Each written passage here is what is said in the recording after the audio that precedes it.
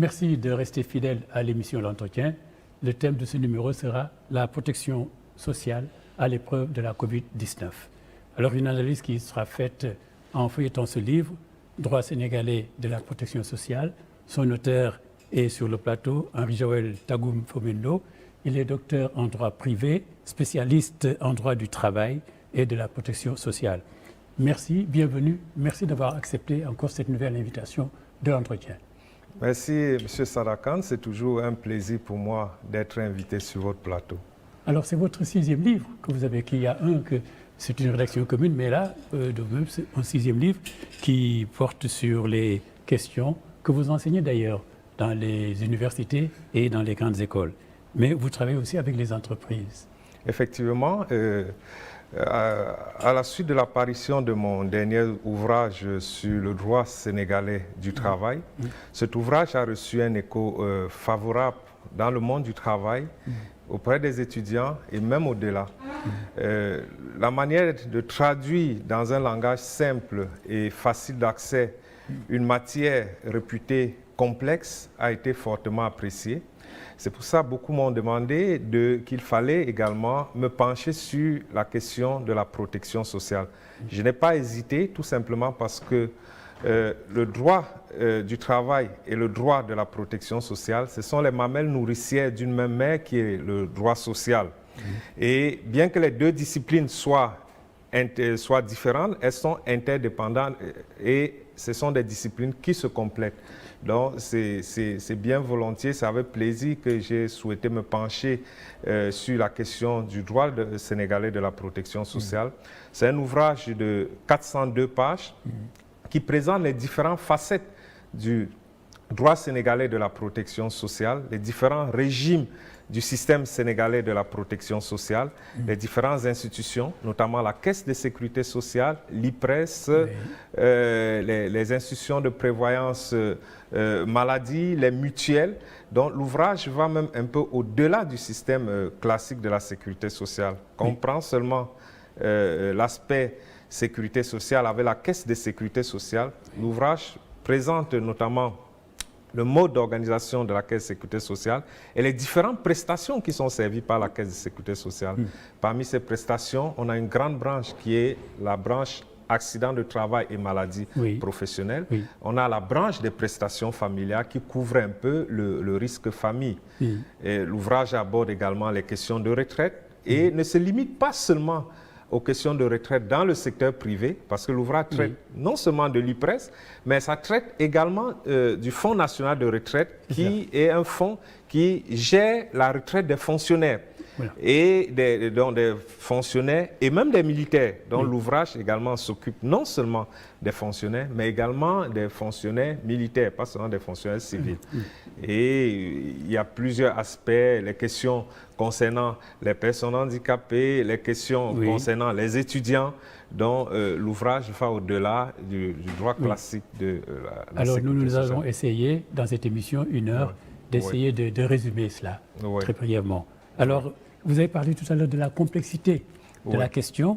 Alors, on reconnaît l'importance de la sécurité sociale dans les entreprises, mais cette sécurité sociale est souvent critiquée par les gens, les personnes auxquelles elle est destinée. Alors, qu'est-ce qui se passe? Une mauvaise interprétation ou bien alors une méconnaissance? C'est paradoxal parce que la protection sociale est au cœur de nos sociétés aujourd'hui. D'ailleurs, la Covid-19 est en train de nous montrer. Mais le problème, c'est une discipline qui est, les gens pensent que c'est une discipline complexe et qui est très peu vulgarisée.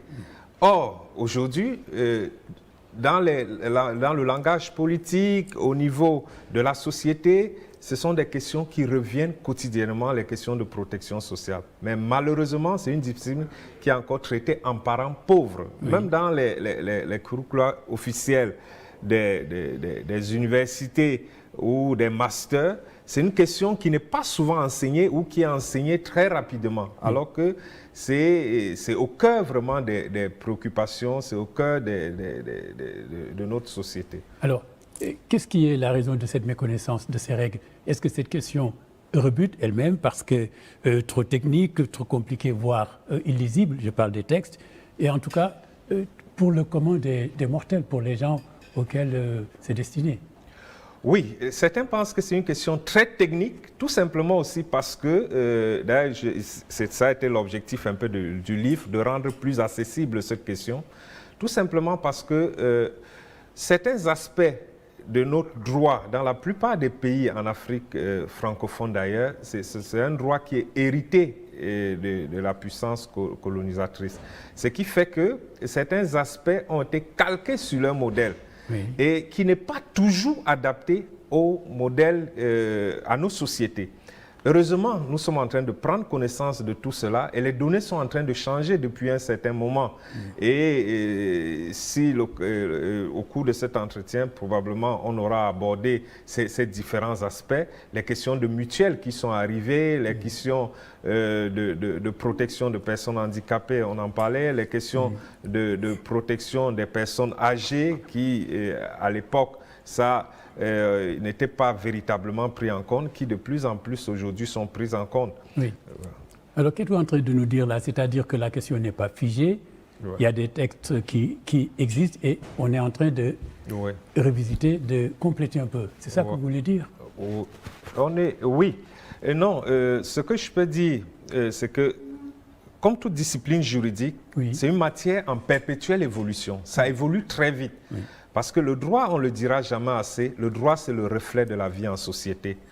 Plus les mœurs évoluent, plus nos manières de faire évoluent, également cette discipline évolue. Le législateur constamment est en train de revoir les textes réglementaires ou la loi dans ce domaine pour pouvoir l'adapter à la société. Et c'est un peu ça. Les textes changent très rapidement et il faut être à jour pour pouvoir comprendre. Alors, on va parler de protection sociale et aussi de sécurité sociale. Alors, j'ai envie avant de vous poser cette question, je lis protection sociale. Vous dites renvoi à un ensemble de dispositifs permettant de garantir aux individus un minimum de sécurité économique lorsqu'ils sont confrontés à certains risques sociaux. Elle constitue l'essence même du droit de la protection sociale.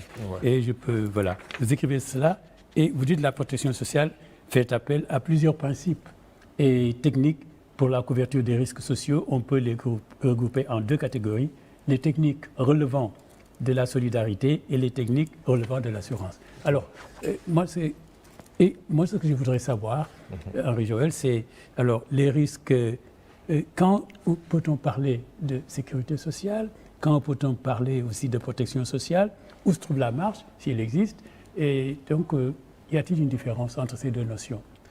En réalité, les deux notions sont utilisées comme synonymes, sécurité sociale et protection sociale. Mais rigoureusement, la notion de protection sociale est plus large que celle de sécurité sociale. Tout simplement parce que quand on parle de sécurité sociale, ça renvoie beaucoup plus à un régime contributif. Par exemple, on prend au niveau de la caisse de sécurité sociale pour être prise en charge parce qu'il y a une contribution quelque part. Or, la protection sociale va au-delà du régime classique de sécurité sociale. La protection sociale s'intéresse également à un certain nombre d'aides que l'État accorde aux citoyens. On voit les aides accordées par exemple aux étudiants, les aides accordées aux personnes handicapées. On pourra peut-être revenir sur cette question-là. Donc la protection sociale va un peu au-delà. Mais dans le langage courant, ce sont des notions qui sont un peu utilisées comme synonymes. Mais pour le juriste avisé, il sait très bien qu'il y a une petite nuance et que la protection sociale, la notion de protection sociale est un peu plus large que celle de sécurité sociale. Oui, et tout cela, par exemple, les aides que le gouvernement a consenties avec la pandémie de la COVID-19, ça entre dans ces registres-là? Oui, ça rentre dans le registre de la protection sociale. Et peut-être, il faut même dire à ce sujet que la COVID-19 où la pandémie, la crise sanitaire liée au coronavirus est venue vraiment nous révéler les lacunes de notre système de protection sociale ou les insuffisances. Et cette Covid pose la question de l'avenir même du système de protection sociale. J'en prendrai peut-être seulement deux insuffisances. On y reviendra de toute façon, oui. Oui, comprends. Aujourd'hui, la première insuffisance, c'est liée au fait que, dans le contexte actuel, les salariés, certains salariés par exemple, du fait, parce qu'ils ont besoin d'argent, ils sont obligés d'aller souvent travailler, quand bien même ils sont malades ou devaient s'auto-confiner, ce qui peut accroître le risque de contamination. Tout simplement parce que, en réalité, une journée sans travail, c'est une journée sans repas pour le salarié et les membres de sa famille. Et derrière, c'est cela que certains chefs d'État ont très bien compris, notamment le président Macky Sall au Sénégal, le président Talon, au Bénin, en disant par exemple que non, que confinement intégral, c'est une mission impossible en Afrique parce qu'il faut tenir compte des réalités africaines. Confiner toute une population, c'est très difficile, c'est compliqué parce que les gens souvent vivent au jour le jour.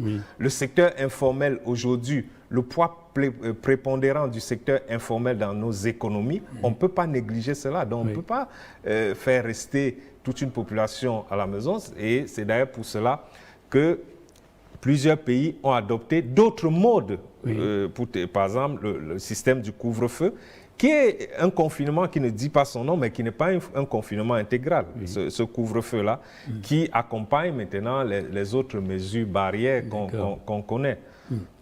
Alors, on parle de sécurité, de protection, évidemment, parce qu'il y a des risques. Oui. Alors, ces risques-là, l'Organisation internationale du travail fait une liste de 9. Ouais. Et pour être en conformité avec ces textes, il faut en satisfaire au moins 3. Oui. C'est peu. Non, ce n'est pas peu dans tous les cas.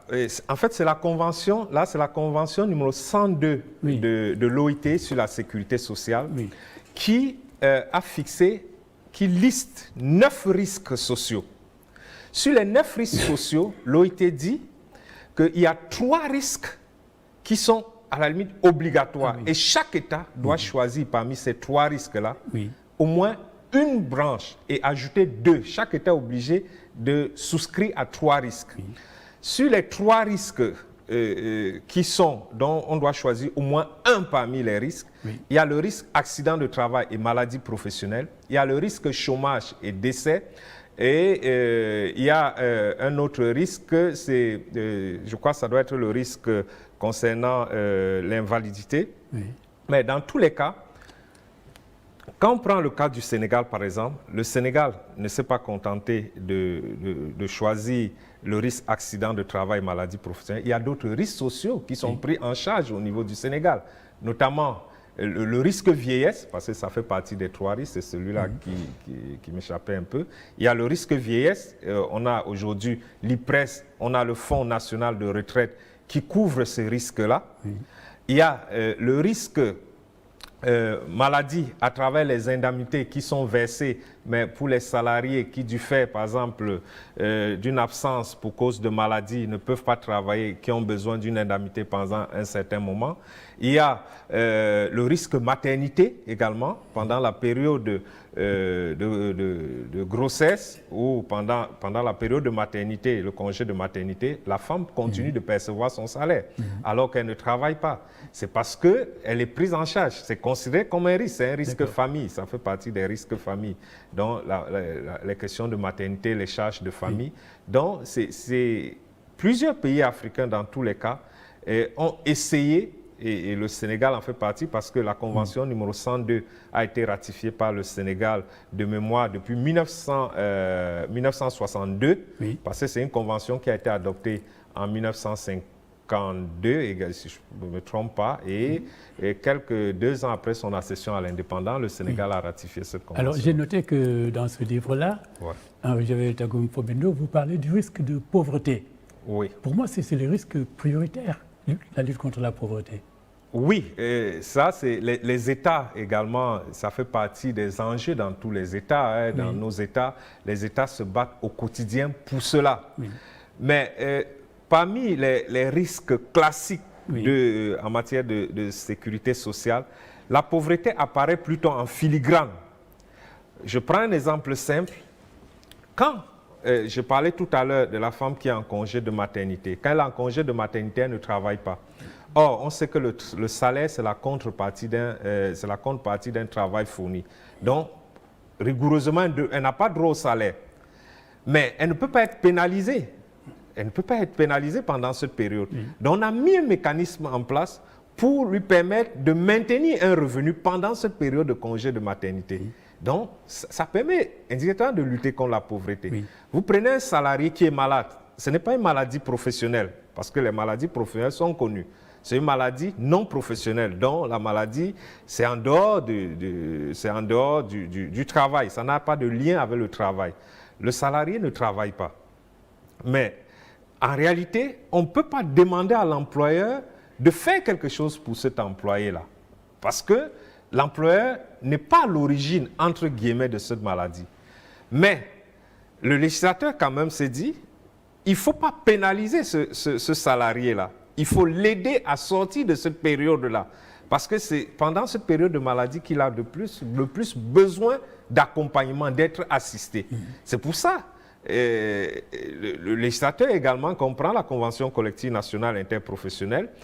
La Convention collective nationale interprofessionnelle prévoit qu'en fonction de l'ancienneté, quand un salarié est malade, ce n'est pas une maladie professionnelle. Par exemple, si le salarié a moins d'1 an de présence dans l'entreprise, au premier mois, il aura un plein salaire, les 3 mois qui suivent, un demi-salaire. Si le salarié est entre, par exemple, 2 ans et 5 ans d'ancienneté dans l'entreprise, il a 1 mois de salaire le premier mois et 4 mois de salaire, 4 mois de demi-salaire pour les 4 mois qui suivent. Et ainsi de suite. Donc, c'est une manière d'aider le salarié parce qu'en fait, rigoureusement, on ne peut pas reprocher à l'employeur de ne rien faire, mais l'employeur fait quelque chose. Donc, en fait, on lutte indirectement contre la pauvreté. Je note que ce risque de la pauvreté, et on dit que c'est un risque émergent. Il fait partie des risques émergents. Les risques émergents, en fait, ça veut dire les risques nouveaux, en réalité. Sûr, en fait, ce sont des risques nouveaux. Oui. Et les questions de pauvreté se posent de plus en plus aujourd'hui. Oui, depuis longtemps. Et la pandémie liée au coronavirus est venue accentuer la situation. Et le problème va se poser beaucoup plus après cette pandémie-là. Oui. Et ça, il faut qu'on s'attende à cela. Oui. Parce que le fait aujourd'hui, quand on prend la situation aujourd'hui avec le secteur informel, on sait très bien que le secteur informel, le poids que représente le secteur informel dans nos économies aujourd'hui. Et le fait pour le salarié de ne pas travailler, d'être sans revenu, parce que un salarié, si c'est un salarié qui est régi par un contrat de travail, qui est un salarié dépendant, quand il ne travaille pas, du fait par exemple de la pandémie ou du fait d'une maladie, il peut aspirer à un revenu pendant un certain temps. Or, quelqu'un qui est dans le secteur informel, souvent il est son propre employeur, c'est souvent un travailleur indépendant. Mais il est obligé de sortir chaque jour pour aller travailler. Quand il ne sort pas pour aller travailler, il n'a pas de revenus. Donc la pandémie est venue accentuer la situation. Parce que s'il s'autoconfine, s'il est à la maison, il ne peut pas travailler. À cause de la pandémie, ça devient très compliqué pour quelqu'un comme ça. Alors on peut considérer que cette pandémie, surtout dans sa deuxième vague, alors va accélérer quand même ces risques. Il y a des emplois perdus, il y a des morts évidemment, ralentissement ou arrêt de l'économie. Alors, comment imaginer, est-ce que ce n'est pas là la question, d'autres moyens de préserver, d'assurer cette sécurité? Oui, et c'est pour ça protection. Oui, c'est pour ça que je disais d'ailleurs que cette pandémie, et j'insiste là-dessus, ça a révélé, c'est comme un tsunami, c'est en train de mettre à nu vraiment les insuffisances. Donc, c'est peut-être aussi, à la limite, je peux dire, le bon côté de la chose. Ça met en lumière nos insuffisances. Et ça va nous permettre nécessairement, nous serons contraints de revoir notre système de protection sociale. Vous dites que surtout en Afrique. Surtout en Afrique. Oui, c'est cela. Surtout en Afrique. Surtout en Afrique, une fois de plus, parce que le secteur informel a un poids prépondérant. En termes d'emploi, le secteur informel est très prépondérant. Et quand on regarde le système de protection sociale, le système sénégalais de protection sociale a été conçu autour du système hérité de la colonisation. Et ce système s'intéressait beaucoup plus aux travailleurs salariés. Au travailleur salarié, c'est un travailleur qui est sous contrat de travail. Ça ne s'est pas intéressé aux travailleurs indépendants. véritablement. Mais les choses sont en train d'évoluer, d'ailleurs, les choses ont commencé à bouger parce que avec la loi de 2003 qui a institué les mutuelles, maintenant les mutuelles s'adressent beaucoup plus au secteur informel, au secteur agricole, pour pouvoir affilier, permettre une protection sociale de ceux-là qui sont dans ces secteurs-là. Alors, ces mutuelles qui concernent le secteur informel, qui est quand même le plus grand pourvoyeur d'emplois, comme vous le dites, au Sénégal. Alors, est-ce que c'est efficace et que c'est une solution pour assurer la protection des gens qui y travaillent? Le plus grand nombre de travailleurs. Oui, je pense pas vraiment, mais je pense que c'est déjà un début. C'est déjà un début, mais c'est que le taux de couverture des mutuelles aujourd'hui, quand on prend les statistiques, c'est à peine 50%. Le taux de couverture. Donc, il faut peut-être aller au-delà. Il faut mieux sensibiliser les gens, montrer l'intérêt des populations, des travailleurs du secteur informel, leur montrer l'intérêt d'une affiliation. Parce que c'est très facile, on peut mener une activité. Tant qu'on n'est pas malade, le problème ne se pose pas. Mais il suffit d'être malade une fois et toutes ces économies sont ruinées. Donc, il faut continuer de sensibiliser les populations pour leur montrer l'intérêt d'adhérer aux mutuelles. Parce qu'aujourd'hui, ce sont les mutuelles qui sont le plus adaptées, notamment en raison de leurs coûts. Parce que une assurance maladie, au sens strict du terme, ceux qui sont souvent dans le secteur informel ou certains travailleurs indépendants ne peuvent pas se permettre le luxe d'adhérer de souscrire à une assurance maladie. Généralement, c'est souvent les IPM d'ailleurs, c'est souvent les entreprises qui le font. Donc, c'est pour ça que je dis qu'il faut carrément repenser les choses au sortir de cette crise-là. Oui. Alors, est-ce que c'est dans le domaine de la santé que les limites de cette protection sociale se font le plus sentir, on peut constater? Oui, puisque aujourd'hui, c'est la santé qui est interpellée, c'est ce domaine qui est interpellé. Mais ce que la santé a besoin de moyens pour pouvoir fonctionner. Or, quand on parle de protection sociale, c'est qu'il faut une couverture. Et une couverture dit derrière, il faut un financement nécessairement. Il faut financer ce régime-là pour que ce régime puisse fonctionner correctement. Or, aujourd'hui, avec les moyens qu'on a, et quand on parle de mutualisation, c'est que plusieurs personnes mettent ensemble des moyens pour pouvoir faire face aux risques, mais il faut déjà qu'ils soient plusieurs, il faut que les moyens qu'ils mettent en place soient d'un certain montant pour qu'on puisse vraiment mieux prendre en charge les populations, ce qui n'est pas évident. Or, et mieux aussi, c'est que ça ne prend en charge d'ailleurs qu'un aspect, l'aspect couverture maladie, couverture médicale. Mais quid de l'absence de revenus? Qu'est-ce qu'on fait? Parce que autant un salarié ordinaire qui est malade a une couverture santé et bénéficie également d'un revenu pendant la période de maladie, même si ce revenu est souvent dégressif, mais il a quand même un revenu de subsistance. Mais le travailleur indépendant ou le travailleur du secteur informel, il ne bénéficie de rien. Même si l'adhère à une mutuelle, même s'il souscrit à une mutuelle, la mutuelle, c'est pour l'aider à se soigner pendant la période de maladie.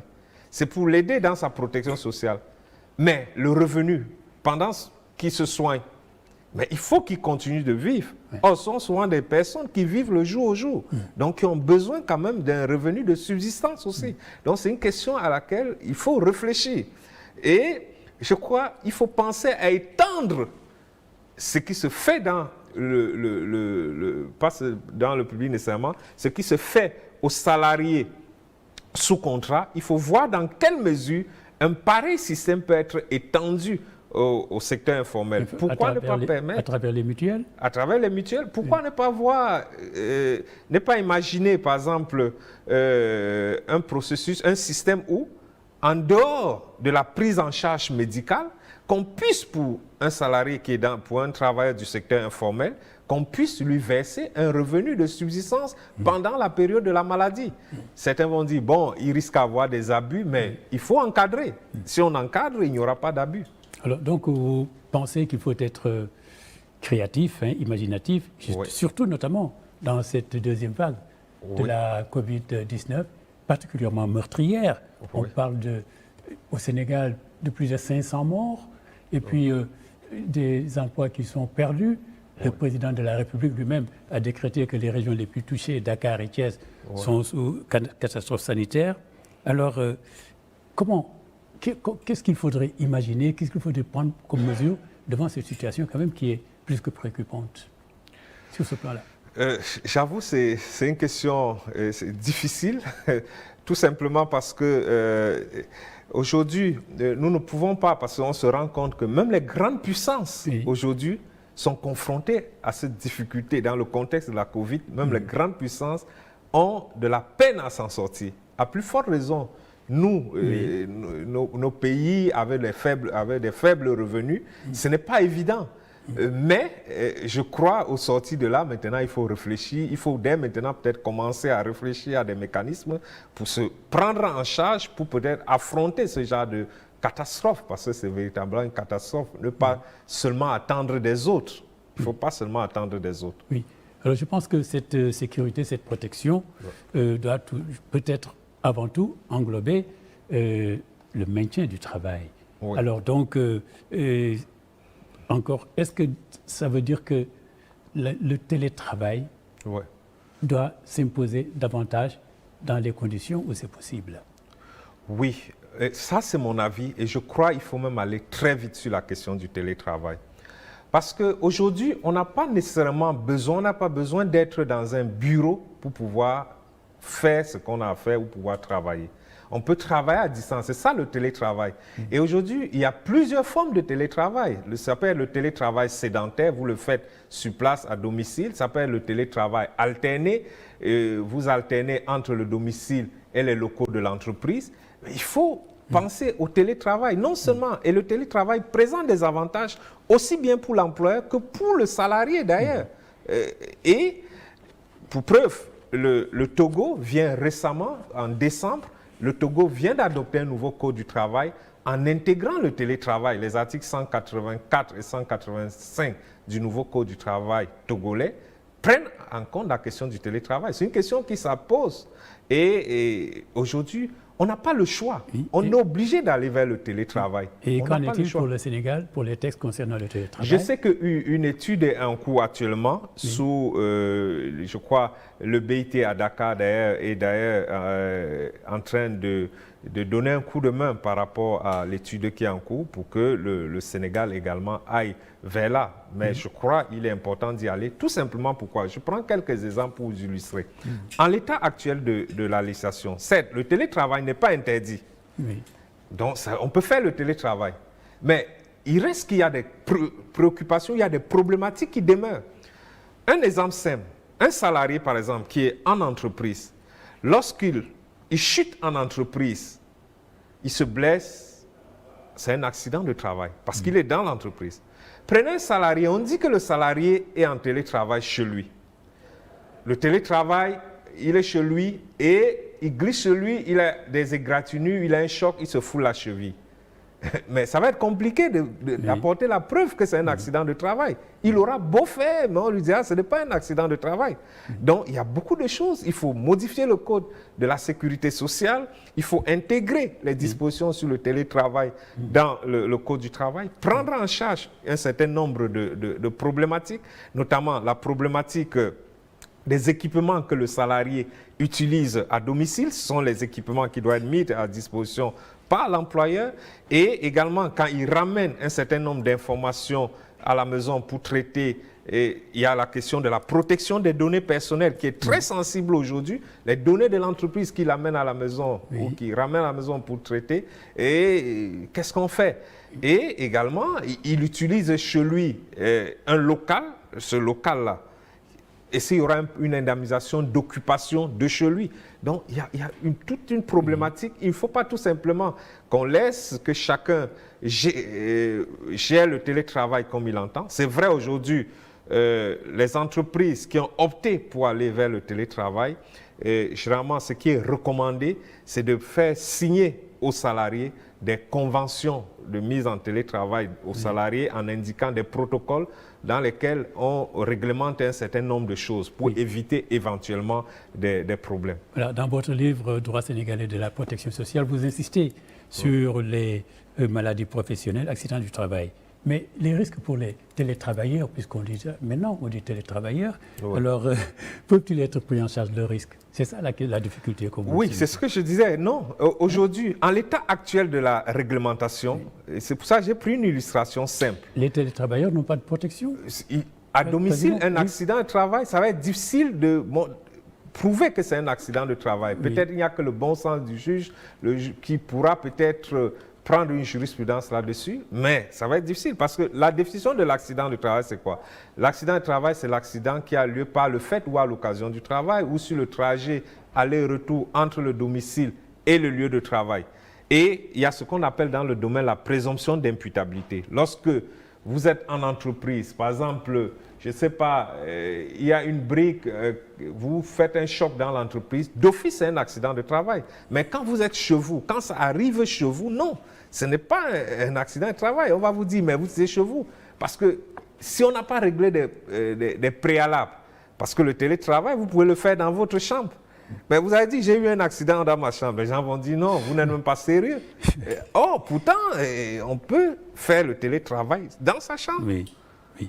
Alors, et peut-être même, il y a une autre question, toujours concernant cette question du télétravail, la question de la protection entre la vie privée et la vie professionnelle.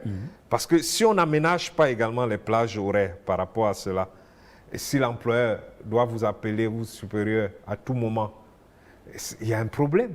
Et ça, il faut qu'on intègre également ce qu'on appelle le droit à la déconnexion, pour qu'à un certain moment, bien que vous soyez en télétravail, qu'on sache que non, vous n'êtes pas joignable, on ne peut pas vous appeler à ces heures-là. D'accord. Alors, vous parlez des personnes handicapées. Hein? Oui. D'abord, moi j'aime bien, à la page 298, les personnes handicapées font partie des couches sociales les plus vulnérables, car la plupart d'entre elles sont sous-scolarisées et sous-employées. Elles sont confrontées aux difficultés d'insertion sociale. Et puis je pense qu'à la page suivante aussi, toujours en ce qui concerne ces personnes handicapées, vous définissez dans quelles conditions ils sont dans notre société. Alors, et puis, donc là, moi, ce que vous posez comme question, alors, quelle sécurité, quelle protection pour elles, et alors qu'elles ont les mêmes droits que tout le monde, hein? Oui. C'est ça Oui, les personnes handicapées, c'est vrai, ce sont des citoyens comme les autres, mais qui ont un handicap et qui sont vulnérables par rapport aux autres personnes. C'est pour ça que le législateur entend les protéger. Déjà, il y a eu la Convention des Nations Unies, je crois c'était du 13 décembre, la Convention des Nations Unies de 2006 sur la protection des personnes handicapées. Mais le Sénégal, dès 2010, a adopté la loi pour la promotion et la protection des droits des personnes handicapées. Et ça, vraiment, c'est une grande avancée déjà parce que la réglementation, les textes existent. Et dans cette loi-là, il y a un concept qui est prévu dans la loi, la carte d'égalité des chances, qui permet vraiment d'accorder, de mettre, parce que comme ce sont des personnes vulnérables, d'essayer d'apporter un petit équilibre pour les permettre à être au même niveau, pour les permettre d'être au même niveau que les autres citoyens. Et c'est pour cette raison, ils ont quelques facilités, notamment en matière de soins. Quand vous prenez dans les hôpitaux, les personnes vraiment vulnérables, les personnes qui ont un grand handicap sont pris en charge gratuitement dans les hôpitaux. Quand vous lisez la charte des malades qui a fait l'objet d'un arrêté d'ailleurs, je crois que c'est en 2001. Et ils ont le droit à l'accès à l'éducation également. Et on parle de gratuité vraiment des frais. Ils ont des facilités. Et quand on parle de gratuité des frais, il y a ce que je parlais de la carte d'égalité des chances qu'on leur délivre pour les personnes vraiment vivant avec un grand handicap. Et même l'accès au logement, même l'accès pour leur faciliter la mobilité. Quand on prend l'article 5 du code de la construction au Sénégal, l'article 5 dit, pour les établissements recevant le public, on doit aménager ces établissements de telle manière que l'accès soit facilité aux personnes handicapées. Donc, la réglementation existe, même si ce n'est pas toujours respecté, mais la réglementation existe et il y a même une jurisprudence célèbre sur la question au Sénégal, un arrêt du Conseil d'État, l'arrêt Boubacar Fadia. C'était un handicapé qui avait réussi, un jeune handicapé qui avait réussi, qui était admissible au concours pour les enseignants volontaires. Il a été admissible sur une soixantaine de candidats. Au moment de la confirmation finale, dans l'épreuve finale, et on a dit non, on s'est rendu compte qu'il était handicapé. Et il a été mis de côté. Il a saisi le Conseil d'État avec l'appui de l'Association nationale des personnes handicapées et il a eu gain de cause. Les gens ont dit non, ce n'est pas parce qu'il est handicapé qu'il ne peut pas être enseignant. Le fait d'être handicapé n'est pas incompatible avec l'exercice de la fonction d'enseignant volontaire. Oui. Et vous écrivez de manière générale, l'expression handicap désigne l'incapacité d'une personne à vivre et à agir dans son environnement à raison de déficiences physiques, mentales ou sensorielles. Il se traduit la plupart du temps par des difficultés de déplacement, d'expression ou de compréhension chez la personne atteinte. Oui. Et je disais d'ailleurs, le Code de la construction a pris en charge ces cas-là. Oui. Au niveau de l'enseignement également, ils ont des facilités pour leur permettre de pouvoir s'éduquer. Et ça, la réglementation sur ce point, je pense que le Sénégal, il y a de grandes avancées. Vraiment, il y a sur la question de la prise en charge des personnes handicapées. Oui. Ça. Alors, parmi ces personnes handicapées et puis celles qui sont dans le secteur informel, vous parlez aussi des personnes âgées, n'est-ce pas, qui sont vulnérables devant le virus, particulièrement Covid-19. Alors, le plan Sésame les prend déjà en charge, mais qu'est-ce qu'il faut ajouter autre chose par rapport à cette situation exceptionnelle? Il faut aussi des mesures exceptionnelles. Oui, déjà, il y a deux types de retraités. Hein. Il y a les retraités de l'IPRES, il y a les retraités du Fonds national de retraite, dont les fonctionnaires, les militaires et tout. Quand on prend par exemple tout simplement les retraités de l'IPRES, l'IPRES aujourd'hui, pour ces retraités, en plus de la pension qui est versée, la pension de retraite qui est versée, il y a des prises en charge dans les centres agréés, la prise en charge médicale. Mais le plan Sésame vient vraiment conforter cela pour permettre la prise en charge des salariés. C'est vrai, c'est dans des hôpitaux beaucoup plus publics, mais je crois que c'est déjà quelque chose en fonction des moyens qu'il y a. Et ça permet quand même le plan Sésame permet d'aider, d'accompagner un peu sur le plan sanitaire les personnes retraitées. Et par rapport à la pandémie, y a-t-il pas nécessité d'imaginer des mesures exceptionnelles puisqu'ils font partie des personnes les plus exposées, vulnérables? Oui, c'est vrai. Et ça, ce sont des politiques qui reviennent à l'État. Je crois, comme je disais, la pandémie a pris tout le monde un peu de coup. Oui.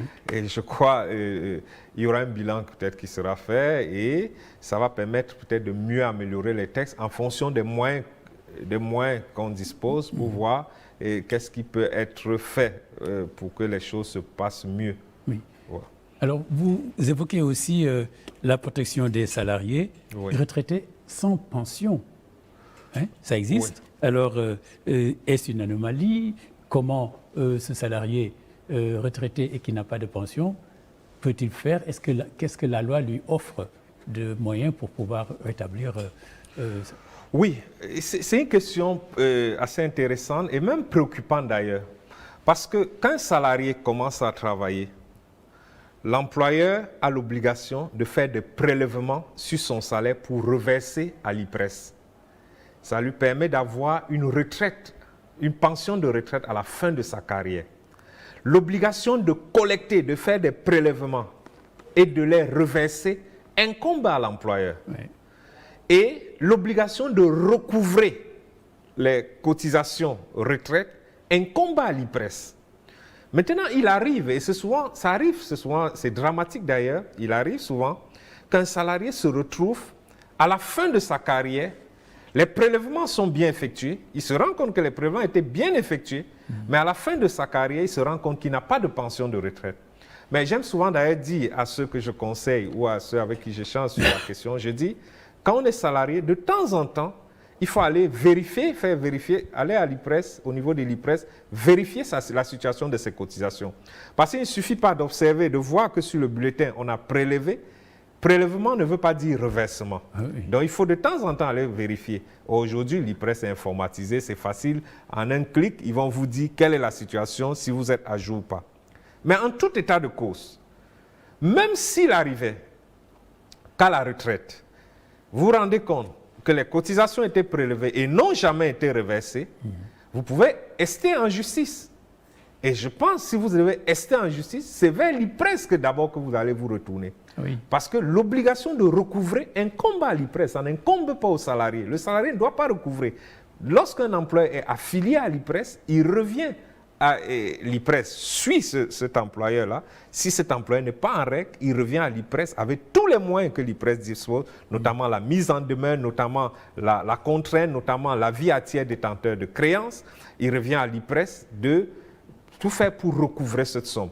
Et le salarié ne devait pas être pénalisé pour ça quand il prend sa retraite. Et d'ailleurs, il y a un arrêt de la Cour suprême du Sénégal, un arrêt rendu, je crois, en 2014, l'arrêt IPRES contre Massané et Seydi, et qui vraiment me conforte dans cette position-là. Et la Cour suprême a tout simplement dit que l'obligation de recouvrer les cotisations sociales incombe à l'IPRES et a condamné l'IPRES à dédommager monsieur Seydi parce que tout simplement, il se retrouvait à la retraite sans cotisation. Il ne pouvait pas avoir de pension et retraite. On n'avait pas cotisé pour lui. Mais c'est vrai aussi, le salarié, il faut être prudent. Il faut de temps en temps faire le suivi. Ces cas-là sont-ils nombreux? Et puis deuxièmement, vous parlez de compensation. Ouais. Est-ce que ça veut dire ce qu'il aurait dû percevoir, on lui donne enfin, ou bien, et puis normalement ça se poursuit, ou bien est-ce un montant qu'il reçoit et puis on arrive? Bon, tout dépend. En principe, il revient dans l'affaire Seydi, la Cour suprême avait plutôt, c'était une condamnation de l'IPRES à payer un certain montant sous forme de dédommagement. Oui. Mais ce n'est pas intéressant puisque je crois ce que le salarié, le retraité veut, c'est avoir périodiquement une pension. Donc, cette jurisprudence peut toujours évoluer. Oui. Mais pour éviter d'arriver à cela, il faut tout simplement que le salarié lui-même puisse faire le suivi. Il faut qu'il puisse faire le suivi. Ouais. Alors, votre livre, on y apprend des choses, peut-être enfin pas courantes. Un retraité peut être déchu de son droit à percevoir la pension. Oui. Il n'a plus le droit d'avoir ça. Oui, un fonctionnaire, par exemple, retraité, qui a été condamné pour détournement de fonds publics peut être déchu du droit de percevoir la pension. Oui, la réglementation le prévoit. Un fonctionnaire qui est retraité, qui a été condamné pour détournement de fonds publics, ça peut être déchu du droit de percevoir la pension. C'est déjà arrivé, ça? Je n'ai pas de mémoire de cas, mais la réglementation le prévoit. Il existe, oui. La réglementation le prévoit. Et je me dis, c'est assez dissuasif aussi. Bon, maintenant, peut-être quelqu'un peut dire, comparer ce que j'ai détourné et peut-être la pension que je devais percevoir, mais c'est dissuasif dans tous les cas. Ah oui, c'est ça. Ouais. Et puis, autre chose aussi, autre point, un homme qui perd sa femme, la femme est décédée, donc si l'homme il peut prétendre percevoir la pension qu'aurait reçue sa femme. Oui, c'est ce qu'on appelle dans le jargon la pension de réversion. Oui. La pension de réversion n'intéresse pas que les veufs ou les veuves, ça intéresse aussi les orphelins. Un homme qui perd sa femme, qui perd son épouse par exemple, peut percevoir la pension de veuf et vice-versa. Un retraité qui a perdu sa conjointe peut percevoir la pension de veuve, comme une femme retraitée qui perd son époux peut percevoir la pension de veuve. Mais dans tous les cas, il y a des conditionnalités, notamment les conditions de mariage. Oui. Généralement, je crois 2 ans de mémoire, il faut être marié 2 ans avant, parce que on a mis quelques petits garde-fous. Avant le décès de la femme? Avant le décès. On a mis un peu des garde-fous pour éviter certains abus par rapport à cette question. Mais il y a des conditionnalités. Oui. Mais comme c'est une pension de réversion, ce n'est pas le même montant que le titulaire aurait pu percevoir. Oui. Généralement, c'est soit la moitié, soit les 2/3. Il y a des pourcentages qui sont fixés par la réglementation. Les orphelins également, c'est la même chose. Les orphelins, c'est également la même chose. Il y a un pourcentage. Quand, par exemple, le retraité décède et laisse des orphelins jusqu'à l'âge de la majorité, jusqu'à l'âge de 21 ans, ils peuvent percevoir la pension d'orphelin.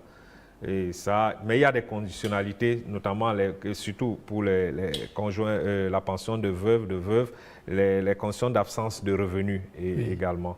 Oui. Il y a ces conditionnalités-là. Alors, Henri Joël, on va parler maintenant de cette période, de deuxième vague de Covid-19.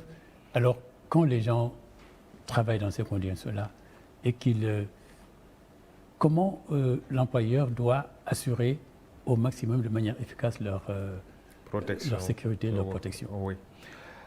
Aujourd'hui, la réglementation est très claire et le législateur sénégalais a adopté déjà même en 2006 une série de 15 décrets en matière de santé et de sécurité au travail.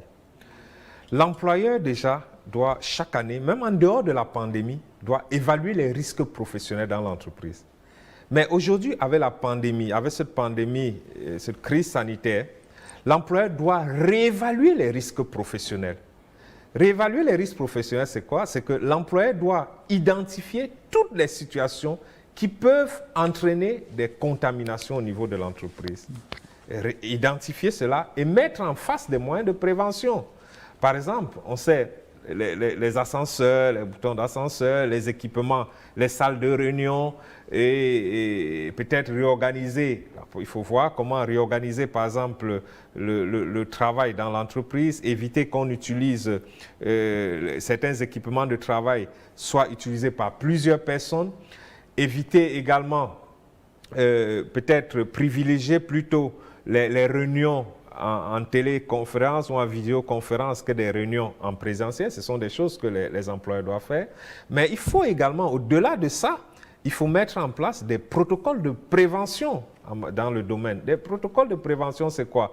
C'est que déjà, il faut qu'on sache, dans une entreprise, il faut désigner par exemple un référent Covid. Oui. Quelqu'un qui est en charge de s'occuper des questions Covid pour l'employeur. Ça, ce sont les meilleures pratiques dans le domaine aujourd'hui. Vous avez un référent Covid tout simplement parce que l'employeur ne peut pas être partout à tout moment. Il doit avoir un référent qui s'occupe de la question. Et il faut suffisamment sensibiliser et informer le personnel. Et je parlais des protocoles, mettre en place des protocoles sanitaires pour des cas suspects ou confirmés. Quand il y a un cas suspect ou quand il y a un cas confirmé dans l'entreprise, qu'est-ce qu'on fait? Et ça, il faut des protocoles pour que les gens ne paniquent pas, pour que la personne qui est suspectée elle-même ne panique pas. Il faut qu'on informe, par exemple, on prenne soin de cette personne, peut-être parce qu'on a passé des accords déjà avec des cliniques et des hôpitaux pour que dès qu'on découvre un cas, il y a un cas suspect ou un cas confirmé, que la personne puisse être rapidement orientée vers ce centre de soins sans perdre de temps. Il faut, par exemple, qu'on sache qu'après ça, il faut, par exemple, désinfecter ses bureaux. Il faut informer le personnel pour que le personnel ne panique pas, pour que le personnel qui était en contact avec cette personne puisse se manifester, pour qu'on fasse des tests et tout. Donc, il y a un certain nombre de choses à faire. Ce n'est pas toujours fait. Et moi, j'aime souvent dire d'ailleurs que les questions de santé et de sécurité au travail, dans ce domaine-là, on fait du sur-mesure. On ne fait pas du prêt-à-porter. Parce que les gens ont tendance à copier un peu ce qui se fait ailleurs. À dire, parce qu'on le fait ailleurs, peut-être chez nous, on fait la même chose. Non. La question, la pandémie de la crise sanitaire liée à la Covid, c'est une question très sérieuse et on ne doit pas prendre cette question à la légère. Il faut prendre véritablement des mesures. Oui, mais tout le monde applique les mêmes mesures. Vous ne peut pas faire du sur-mesure. On met le gel, on oblige le masque, respecter les distances. Ça ne suffit pas. Hein? Ce qu'il faut d'abord, identifier les risques dans l'entreprise. Ce n'est pas parce qu'on met du gel, on met des masques. Souvent, on s'en arrête là. Oui, il ne faut pas s'arrêter là. Par exemple, c'est un établissement qui accueille le public. Il faut revoir l'accès. Il faut revoir dans quelle mesure on doit accueillir le public. Limiter maintenant l'accès aux personnes extérieures. On ne doit pas continuer comme avant. Et ce même, les thermoflash là, souvent, ces thermoflash sont calibrés parce qu'il faut tenir compte aussi de ça. Parce qu'il ne faut pas utiliser un thermoflash pour utiliser un thermoflash. Il faut s'assurer si ce sont des thermoflash qui sont calibrés. Il ne suffit pas de mettre le gel. Il faut sensibiliser également les gens. Il faut que le personnel soit assez sensibilisé. Il faut que le personnel soit même formé et que le personnel soit au courant de tous les protocoles qui sont mis en place pour leur prise en charge en cas de survenance du risque. Oui. Vous avez parlé des thermoflash, c'est s'assurer que ça fonctionne normalement. Oui. Les gels aussi, on a dit qu'il y avait des gels qui n'étaient pas efficaces. C'est ça. Hein, c'est pour tout ça, il faut... un employeur d'ailleurs n'a pas le temps de s'occuper lui-même de ça. C'est pour ça qu'il faut désigner un référent Covid, quelqu'un qui va se charger de tout ça et qui suit tout cela au quotidien, qui veille au respect de ces différentes mesures-là. Ça, c'est assez important. C'est assez important. Et respecter toutes les différentes étapes en matière de prévention. Parce qu'une fois de plus, comme je l'ai dit, en dehors de la COVID, l'employeur a l'obligation chaque année d'élaborer, dans chaque entreprise, on doit avoir une cartographie des risques professionnels. Dans chaque entreprise, il faut une cartographie. Ça veut dire qu'on identifie tous les risques auxquels peuvent être exposés les salariés. On essaie d'estimer leur importance et en face de chaque risque, on met un plan de prévention. Donc, chaque risque, on va le coter. On va se dire, ce risque, l'objectif, c'est de supprimer ce qui peut être supprimé. Mais ce qui ne peut pas être supprimé, on essaie un peu de le raboter, de tout faire pour réduire la possibilité, de rendre le risque vraiment pour qu'il puisse survenir, que ce soit le moins vraisemblable possible. C'est un peu l'objectif aujourd'hui. S'appuyer sur les médecins du travail qui sont dans l'entreprise également pour le faire, s'appuyer sur les comités de santé et de sécurité du travail dans les entreprises. Il y a un décret qui organise cela au Sénégal, tout juste après l'accident de la Sonacos. Il y a un décret sur les comités de sécurité et d'hygiène au travail qui a été pris. Quand une entreprise a plus de 50 salariés, il faut ce comité-là. Et ils ont beaucoup de travail à faire pendant cette période-là pour pouvoir accompagner les salariés vraiment à traverser cette période qui est assez difficile. Oui, cette période qui est un défi pour tout le monde. Ouais. Parce que je pense que aussi bien les employeurs ont leur part de responsabilité, ce qu'ils doivent faire, mais aussi le personnel, les gens qui y travaillent, doivent aussi assurer leur sécurité propre et celle de tous les autres. Effectivement. C'est ça qu'il y a de... Oui. Non, effectivement. Ça, c'est vrai.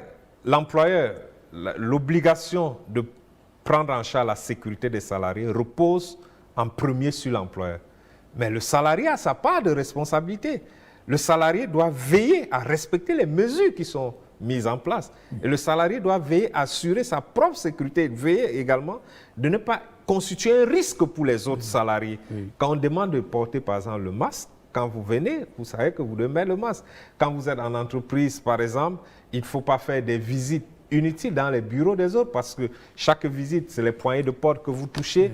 Maintenant, s'il n'y a pas un protocole où ces poignées sont nettoyées plus fréquemment pour éviter vraiment, parce que ce sont des endroits, les boutons d'ascenseur, même les ascenseurs, il faut des protocoles pour ça, parce que c'est où on trouve, il y a beaucoup plus, plusieurs personnes touchent en même temps. Mais le salarié également, sa propre conduite, le salarié doit revoir également sa propre conduite pour qu'il n'y a pas que l'employeur. L'employeur, il essaie de mettre les moyens, mais le salarié a sa part de responsabilité, parce que c'est d'abord le salarié aussi. À vous entendre vraiment, Henri-Joël Tagum Fobendo, on voit que dans l'entreprise, ce référence au point nodal dont vous parlez, et il a un travail important. Oui. Pas faire la police, mais enfin s'assurer de tout ce que vous dites, les boutons d'ascenseur, les portes. Oui. Donc, il est au milieu du dispositif. Oui, c'est très important, tout simplement pourquoi? Parce que si un accident survient dans l'entreprise, ou lorsqu'il y a un cas d'accident de travail ou de maladie professionnelle, par exemple, l'employeur est le premier responsable. C'est pour ça que je disais tantôt que dès qu'il y a un accident, on dit que c'est un accident de travail, c'est l'employeur qui reçoit une présomption d'imputabilité. Donc l'employeur a intérêt à veiller à ce que ça n'arrive pas. Et un employeur, il ne peut pas être partout, à tout moment. Or, quand vous prenez le Code du travail, le coupable désigné, c'est l'employeur déjà. Ah oui. L'employeur, le Code du travail dit c'est vous. Oui. S'il y a un problème, c'est d'abord vous, même si le salarié a sa part de responsabilité. Oui. Je prends un exemple simple, vous avez un salarié qui travaille, on lui a acheté des équipements de protection individuelle, un casque, un masque, mais il travaille sans porter le casque. Il a un accident, mais l'employeur sera d'abord responsable. Parce qu'on sait que l'employeur, vous l'avez laissé travailler sans casque. Or, il faut qu'il mette le casque. On va vous dire, mais vous avez l'obligation de vous faire obéir en tant qu'employeur. De gré ou de force, vous avez l'obligation de vous faire obéir. Vous allez aller devant un tribunal, les juges vont dire, mais le pouvoir de direction, qu'est-ce que vous faites du pouvoir de direction? Le pouvoir disciplinaire, qu'est-ce que vous faites du pouvoir disciplinaire? Le pouvoir réglementaire, qu'est-ce que vous faites du pouvoir réglementaire? Donc, ce n'est pas facile. C'est vrai, et c'est d'ailleurs pour ça, certains ont dit, le Code du travail, par exemple, c'est un code partisan. Parce que le Code du travail, à la limite, c'est comme un code de parti pris. C'est fait pour protéger le travailleur. Ah oui. Mais bon, peut-être parce que le travailleur est en position de faiblesse. Et donc, la plupart des dispositions, même si de plus en plus, il y a un petit équilibre, mais le lien de subordination fait que c'est toujours le salarié qui est véritablement protégé dans ce domaine-là. Oui. Avant de nous quitter, je rappelle ces livres. J'ai parlé des 5 livres que vous avez sortis. Santé et sécurité au travail en Afrique, aspects juridiques et pratiques. Ensuite, droit du travail sénégalais. Ensuite, négocier et rédiger au mieux ses contrats dans l'espace OHADA. Sécurité, hygiène et médecine du travail en Afrique noire francophone. L'action des syndicats professionnels en Afrique noire francophone. Et puis là, vous êtes co-auteur avec des gens sur ce livre « La nouvelle vision syndicale de la mondialisation des économies ». Et puis, ce livre dont nous avons beaucoup parlé, qui sert pour cette émission, « Droit sénégalais de la protection sociale ». Alors, ce qu'on peut tirer de tout ça, c'est que les textes sont peut-être parfaits et peut-être c'est leur application. Ils existent en tout cas et c'est leur application parfois qui fait défaut.